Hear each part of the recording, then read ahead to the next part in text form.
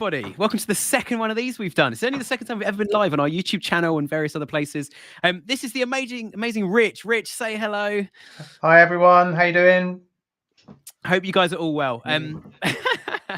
I'm gonna get Rich to introduce himself in a sec, but yeah, while you guys are just getting settled, you might see in the chat me and Rich trying to get our audio working before. I didn't realize I wasn't sharing on the private chat; it was on the stream, so you can have a little giggle at that. Let us know where you are tuning in from, whatever platform you're listening on. Just drop us a quick note on there as well, just to say where you guys are. But Rich, just give us a quick overview to your background, what you're doing now, why I've invited you on today's episode. Yeah, thank you, Nick. Hi, I'm Rich Chapple. I've been in retail. Actually started on the shop floor in the mid-90s at Homebase. Worked actually up into my first ecom role as a head of marketing at Play.com in the mid-2000s. Then ecom director and different senior roles at the Hut Group. Then went into Gymshark while I was doing consultancy and interim sort of CMO work. And now I'm the co-founder at the Growth Foundation, and we help high potential brands scale up from everything from sort of brand and creative through performance marketing, CRM, strategy and execution. And we have a very buoyant and active recruitment and talent business here too. So we're kind of a 360-degree growth support business and agency for brands. Amazing. And I can highly recommend Rich. I mean, your CV speaks for itself, Rich, in terms of the stuff you've done, the things you've seen.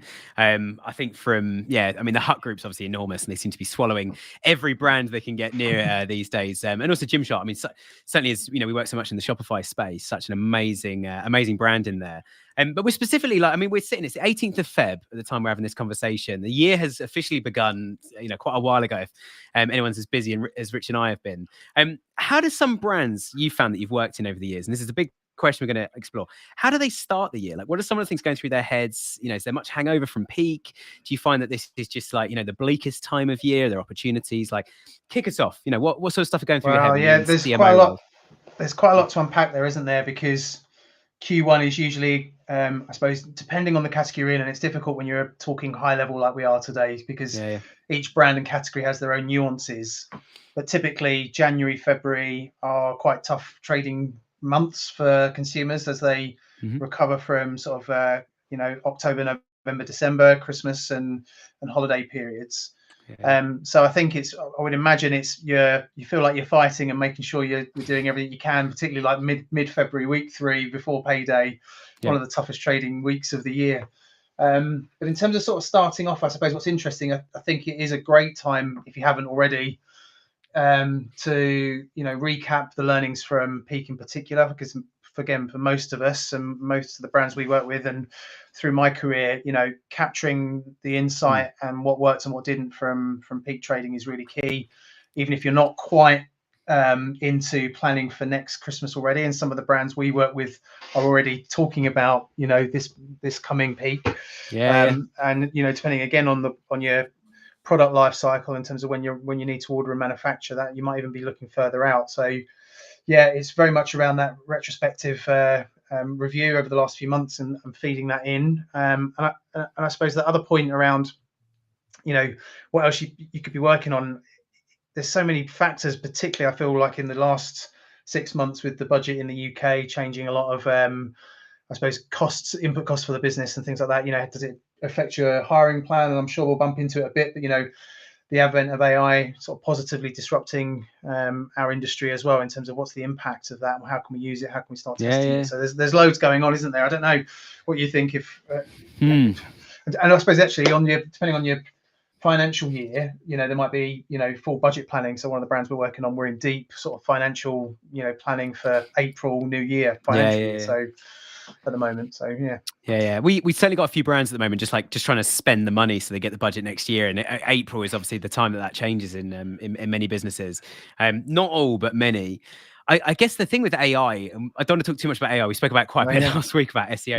Let's not. It's such a big topic. Let's avoid that today, I would say, apart from use it wisely or don't use it at all.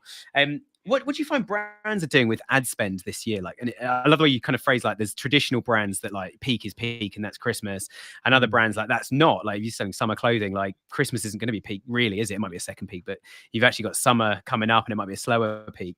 Do you find brands are spending more this time of year, spending less on ad spend? Do you find that they're or just doing something a bit differently or a bit more tactical? I think, I suppose when you say more, it's around the efficiency of your spend, isn't it, in each month?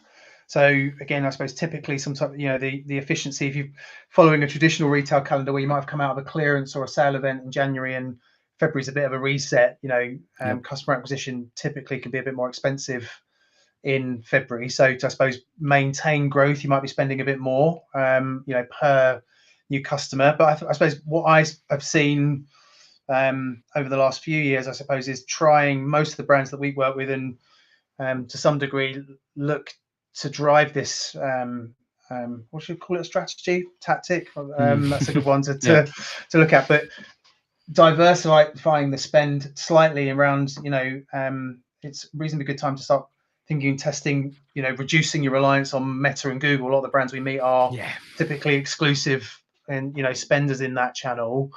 They may have some, influencer and creator gifting going on, but it's, I suppose, thinking about actually what's the mix and can we look at more interesting new channels and diversifying channels to help on that overall.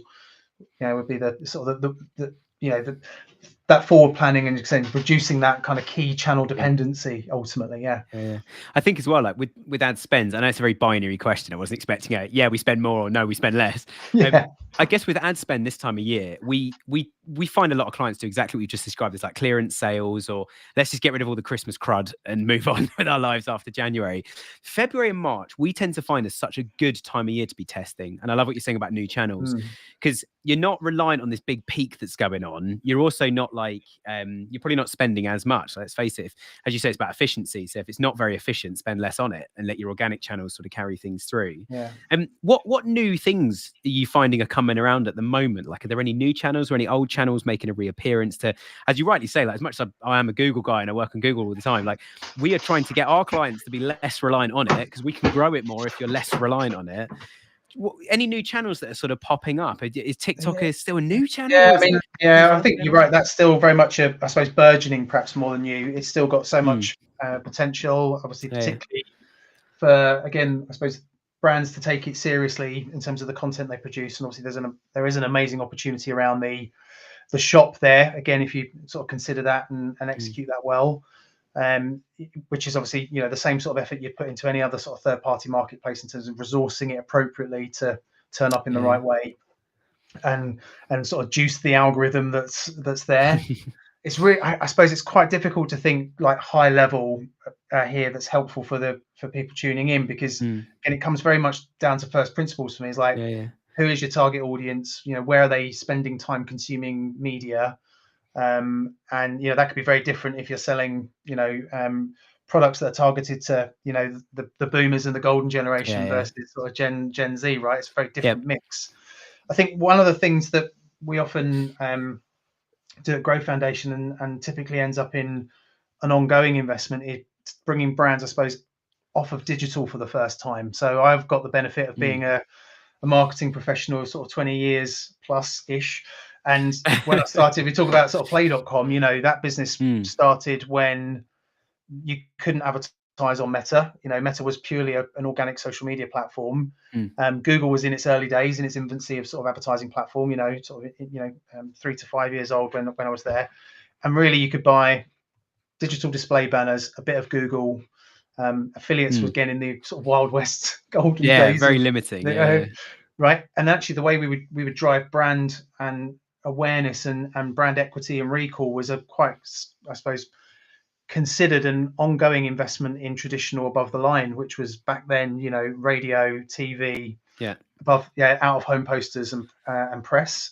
And one of the things I think is, I personally feel, and we've seen it in the numbers and the sort of the way that it's impacted, I suppose, brand searches, and effectively it's difficult to attribute fully because it's not digital, right? You can bring some attribution models and assumptions around traffic and conversion, the halo effect. But I love out of home and love posters, and it means you don't need mega bucks to enter that space. And you can do things particularly as a D2C business, if you've got let's say a penetration grid of your customers. So typically we see like 50 to 60% of sales come from 20% of your customer base on average, as most e-com businesses have ever looked at. You can look at that group and say, well, actually, should I put out of home posters in the places where those customers live? Or actually, it could be more interesting to go to the next tier down, so the next 20% of best customers, they may only produce 20% of revenue, but they've got potential to grow into better customers. So you can reduce wastage quite materially when you look at buying those. Or again, or you can buy kind of spot landmark locations that create a lot of noise but in a very small location, and then amplify that digitally. So in terms of creating something really, really viral. Yeah. How did that change at Gymshark? Because obviously you were there for a little while, and a couple of years in the early days. Yeah, and obviously their big boom was mostly through Shopify, and you'd assume digitals and digital ads and influencers and that sort of stuff. But I mean, that is you and I have never actually had a conversation about out of home. I've got no real experience in it. I've always been fascinated by it. But I'm now thinking of like at least 5 or 6 times I've seen Gymshark or possibly just similar brands that I've remembered incorrectly. But out of home, like did you guys do much of that at Gymshark in terms of started to while I was there? Yeah, that was something, but again, more on the spot by supporting in real life events versus sort of brand building overall. But yeah, I suppose one of the things, if I sort of replay my sort of thoughts and strategy there again, the business had an amazing time riding the right timing when you could reach your organic following on Instagram pretty much 100%, and obviously that started to reduce. They are, I suppose, still lauded as one of the early adopters and really good at the sort of ambassador, creator, influencer space, which did a lot of the hard work in the early days of creating the awareness and that brand equity. And then really it was around following up with channels in Meta as other things to amplify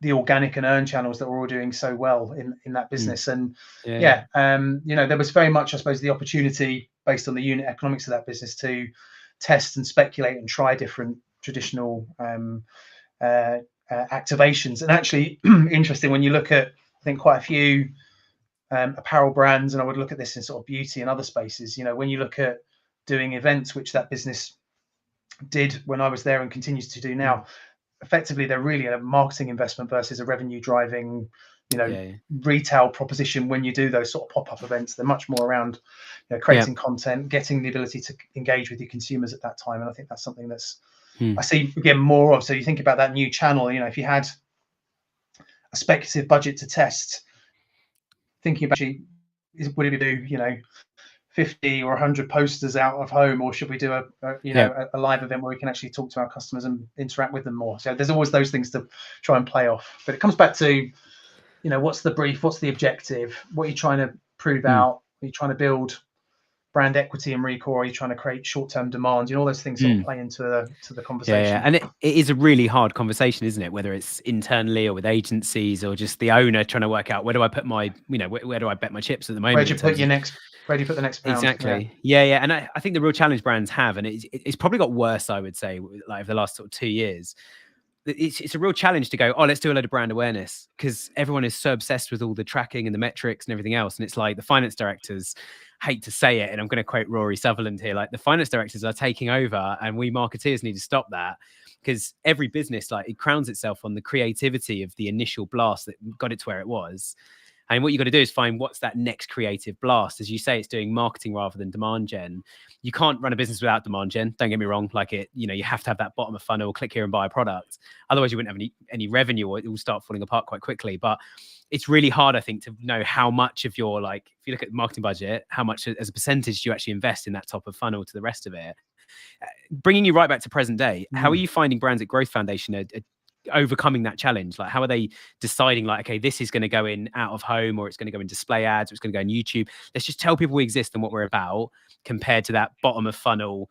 I don't want to call it like heroin, but it is a bit of a drug, isn't it? It's like, we spend a bit more there, we make a bit more, but you're creating a brand problem further up the chain somewhere, aren't you? Yeah, you are. Yeah, and again, this comes down to product category and unit economics. Obviously, if you're in a business that's got plus 60-70% gross margin, it's likely that you've got the ability to be more active in testing and trying new things, just because you're the unit economics. And obviously it comes back down to average order value and things like that. But ultimately it is, I think, for good CMOs, is the ability to persuade and convince I suppose, the spreadsheet keepers of the business that are the understanding of that path to purchase, right? Because I think really, really incredible brands solve problems, emotional problems that consumers have, either that they're aware of or they're not aware of, they're subconscious. And they also have a balance, like a yin and yang or a symbiosis between the rational thing that it does. So, if I sort of really look at Gymshark from a bit of distance, it has an emotional element of, I look great in this. I'm going to, there's a status symbol to it, which has a whole host of emotional problem solving for consumers, but also the rational one, it keeps you warm and covers your body while you're training, or all those things. And there's elements of, if you sort of deconstruct that communication plan, they do a great job of showing both of those, that problem it solves. So I think that's one point. And I think the other thing, when you do consider above the line and even the mid to upper funnel channels, which is more around just making people aware that you exist in the world, you've still got permission for some call to action, which doesn't maybe isn't appropriate for buy now, that kind of desperation of you must convert, but learn more, or come and check this thing out, or discover, and have the ability to think about more natural conversations between human to human, as if you would do if you're in having a sales conversation. Yeah. And two things I would add to that. One is, by talking to customer service and reading reviews, you can really start, I think, to drill down to what is it that actually makes your customer want to buy the product. So what is that emotive experience they have? And I love like comparing that emotive, like, I like this product because it's warm, versus how it makes me look. And like what you do find, a lot of brand managers are like, they're just looking at the physical variants or the physical like attributes of the product and going, it's warm, it's made of this, it does this. And then you read all the comments and everyone's going, oh, it's so cozy, so warm, or it's warm, but it's breathable. I love that. Or like, finally a mattress topper that lets airflow through it. I didn't even know it was a thing, but it feels fantastic. And people start talking about actually, that. One place that's interesting for reviews is obviously you get quite a lot of people that often the volume of reviews will come at the sort of the extremities, either the 1s and the 5s, as it were, right? And you probably get quite a lot of repetition around what causes the 1 issues, which might be a particular courier keeps failing on delivery. I was thinking delivery, maybe a product one, classic. right? And 5 is probably a lot of the features and benefits of the products already. The interesting place to look at is the 3s, where you get sort of that meh, like people. I wasn't totally happy. And that's what's interesting. Like, how do you listen to the feedback you're getting there, and how do you, I suppose, pacify or fix the product or the service to solve those meh problems and get less of them? But also, perhaps again, when you think about your messaging back to consumers, if you're trying to create more of them, that might be an anxiety moment that comes into the customer's mind as they're shopping. So how do you reduce that, in terms of what you say and how you say it and when you say it? So one of the things I've spotted in my career, again, I'm talking a bit of a generalization, but it seems to be true, is that when you're in that building awareness start of the journey, you're all about amplifying the features and the benefits that solve your rational and emotional problems. As you get closer to the point of purchase at the till or the checkout, it's more about anxiety reduction, stopping that, the reason you wouldn't buy today. Go on, while we're on it, Richard, tell us about your app, because it is amazing. Very briefly, orderrescue.com. We look at this fascinating fact that we found over looking at many checkouts, that roughly 8% of consumers get to the checkout and type an invalid voucher code, even if you're advertising them or not. That's roughly the average rate.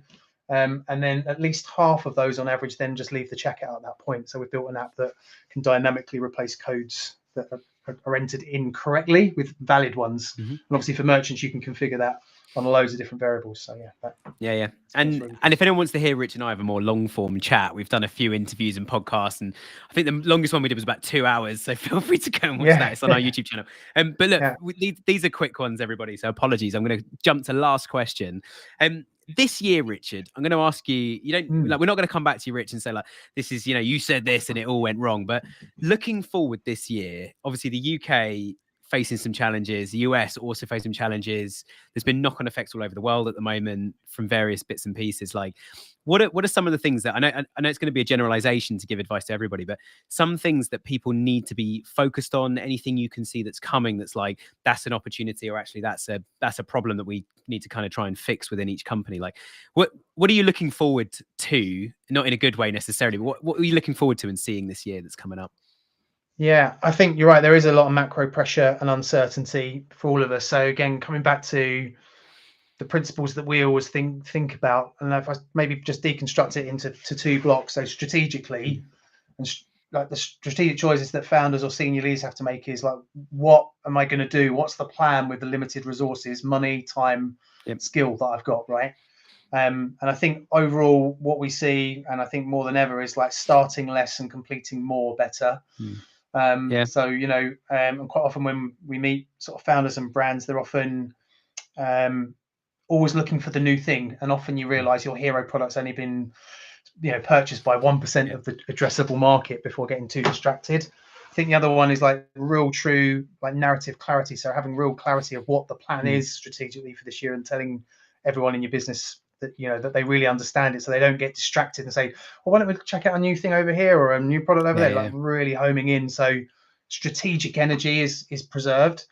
And the one sort of function that we always feels like there's more to go at, and particularly for a D2C business, seeing as we're sort of, you know, linked into a Shopify common thread here, is retention and the ability to, you know, really focus on how do you get that additional purchase out of the customer base overall. And I suppose one of the new things I'm seeing, that, you know, the improvement, particularly not only on, I suppose, connectivity and the ability to use platforms like Klaviyo and others to build amazing segmentation and flows, and you know, put AI in here quickly around personalization and messaging and what you might like and all those things. But I bumped into the guys at Paper Run a couple of weeks ago who are doing programmatic direct mail, physical direct mail, and within a dashboard that looks just like Klaviyo. So I know I can send, you know, this mailer and have a control group who didn't get it and look at the improvement, and actually doing things that are slightly still, I suppose, you know, that focus in on, I suppose, on the asset you have already as a direct to consumer brand, the customer. You own the customer. So how can you, you know, do your best to try and get more from them, will be again sort of a key focus. And potentially as well, maybe one that's sort of finance director friendly as well. You know? Yeah, and I think the finance director is certainly going to approve, like, let's increase our email activity by double, with a bit of extra help, like hiring one person part-time or a freelance consultant to help with email. If you're that's the thing where, as you say, Rich is struggling with it. But I couldn't agree more. I've always lived by the, like, whatever stat you want to use, 60, 80%, whatever stat you want. But most of your growth is embedded in your existing customer base, not your new customer base. And again, like, I sound like the least Google-centric Google guy ever. But if you get that bit right, I can spend so much more acquiring each customer and getting better customers to put into those flows. That's where it comes back to help us. Exactly. Well, if you want to hear more from Rich, check out our YouTube channel, Winning with Shopify. Check it out on YouTube, and there's been a few videos we've done together. Also hit out Rich in the Growth Foundation. But Rich, thank you so much for joining us. Appreciate your time. Shortest conversation we've ever had, but appreciate your time. Thank you very much. And I say, thanks everyone. And again, if you've got any questions, there's a contact form on the website, thegrowth.foundation. Fire over if you've got anything you'd like to know. Amazing. And for everyone else, like, we've got so much going on. Check out Winning with Shopify podcast. Check out the Winning Shopify community. If you're a brand, come join it. If you're not, don't. We won't let you in. And finally, in 2 weeks' time, we've got Andrew Busby, who's an absolute retail legend here in the UK, and we've got him joining us for one of these little speed talks as well. So check that out in 2 weeks' time. Thanks again to Rich. Thanks for everyone for tuning in. Hope you're well, and we'll be back again in 2 weeks. Thanks a lot. Thanks, everyone.